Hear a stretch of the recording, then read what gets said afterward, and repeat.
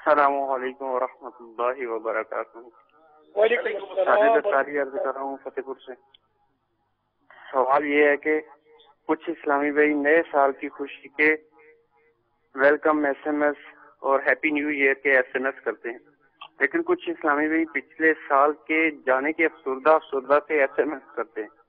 آپ ہماری رہنمائی فرما دیں کہ خوشی یا غمی کے ایس ایم ایس کرنا جن میں مجازی عشق کے سوالیہ نشان ہو، یہ کیسے ہیں اور شریعت ہماری اس معاملے میں کیا رہنمائی فرماتی ہے؟ جزاک اللہ خیر۔ السلام علیکم وعلیکم السلام۔ وعلیکم السلام۔ دیکھیں، ہر کام کا دار و مدار نیت پر ہوتا ہے، انما الاعمال بالنیات۔ اگر کوئی اس لیے افسردہ ہے کہ میرا پچھلا سال گناہوں میں گزرا اور اس افسوس کا اظہار کرتا ہے کہ افسوس سارا سال میرا گناہوں میں گزرا اور اب میں نے نیت کی ہے کہ آئندہ گناہ نہیں کروں گا، توبہ کرتا ہوں، یہ اچھا ایسے میں سے اگر ایسا کرتا ہے۔ جیسا آپ نے عشق مجازی والی بات کی، تو اگر اس طرح کے مسائل کرتے ہیں لوگ تو یہ گناہ بھرے ہیں۔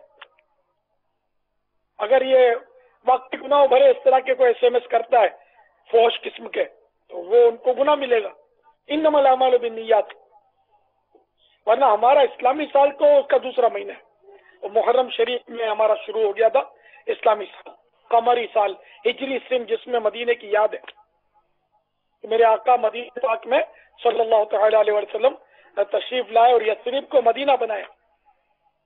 یثرب منے بلاؤں کا گڑھ، مصیبتوں کا گڑھ، تو میرے آقا کے قدموں کی برکت سے وہ مدینہ بن گیا۔ ماشاءاللہ۔ کہنا جرم ہے، میں آپ کو تو مسئلہ سمجھا رہا ہوں نا کہ مدینے کو یثرب کہے گا کوئی تو اس کو یہ کفارہ دینا پڑے گا، 10 بار کہے مدینہ مدینہ مدینہ مدینہ مدینہ مدینہ مدینہ مدینہ مدینہ مدینہ۔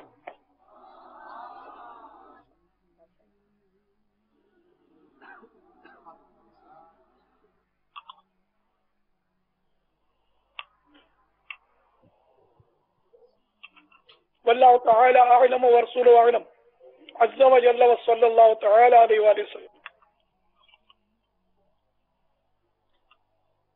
ایک علاقے سے ایس ایم ایس آیا بابا کہ مدنی چینل کی برکت سے آج ہمارے علاقے میں گویا کہ ایسا جیسے کہ سناٹا ہے اور فائرنگوں کی آوازیں نہیں آ رہی۔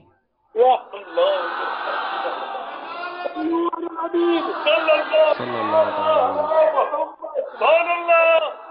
ہم جدوجہد کرتے رہیں گے نا تو فرق تو پڑتا ہے، اس سے جی بابا۔ سمجھاؤ کہ ہمارا فائدہ دیتا ہے۔ صلو علی الحبیب صلی اللہ تعالی علی محمد۔